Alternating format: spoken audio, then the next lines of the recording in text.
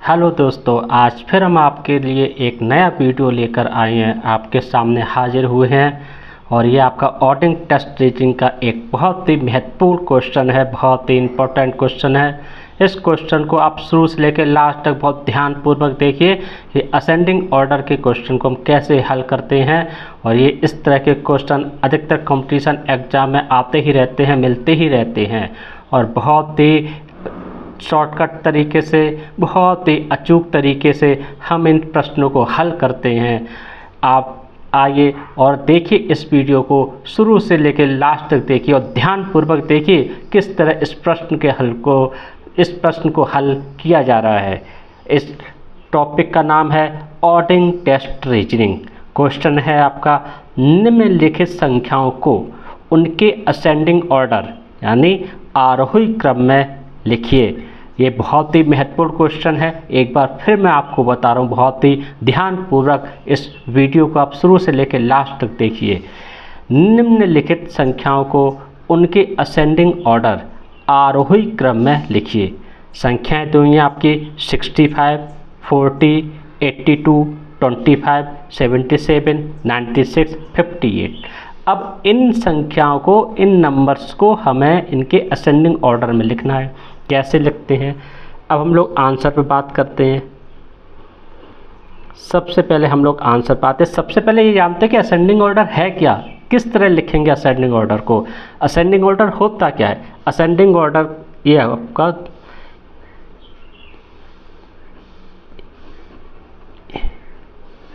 Ascending order पर सबसे पहले हम लोग बात करते हैं।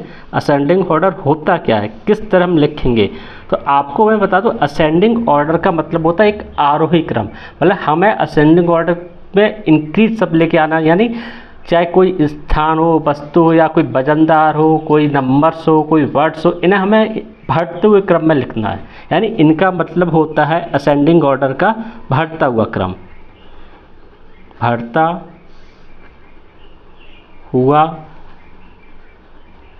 क्रम। हमें इनके बढ़ते हुए क्रम में लिखना है। इन नंबर्स को हमें बढ़ते हुए क्रम में लिखना है और यही असेंडिंग ऑर्डर है, यही आपका आरोही क्रम है। कि हमें असेंडिंग ऑर्डर में किसी भी चीज़ को, किसी भी शब्द को, किसी भी नंबर्स को बढ़ते हुए क्रम में लिखना होता है। कैसे लिखेंगे अब आप ध्यान से देखिए। इन नंबर्स में सबसे कम कौन है? सबसे कम अगर हम बात करें तो आपका 25 है।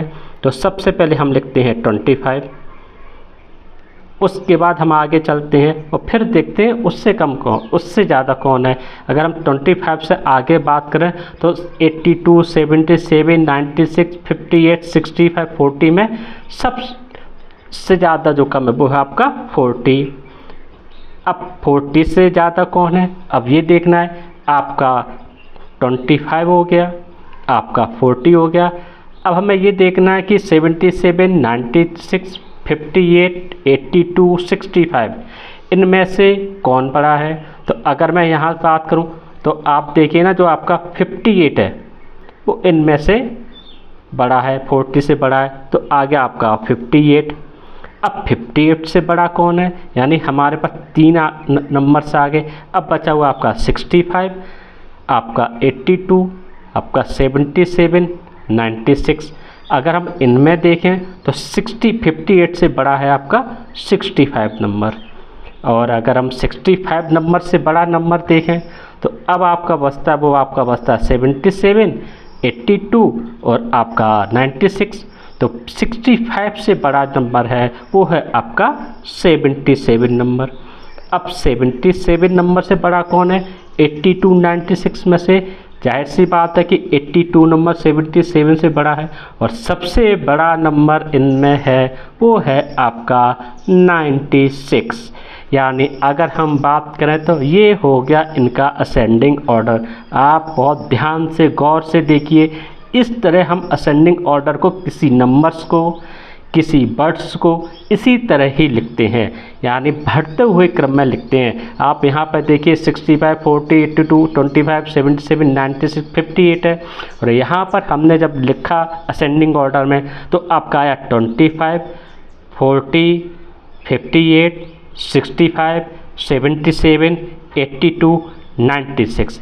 इस तरह हम किसी भी कंपटीशन एग्ज़ाम में अगर असेंडिंग ऑर्डर का कोई क्वेश्चन आता है तो हम इसी ही तरह हल करते हैं। आपको हमारा वीडियो कैसा लगा, इस वीडियो के बारे में बताने के लिए आप कमेंट बॉक्स में कमेंट कीजिए।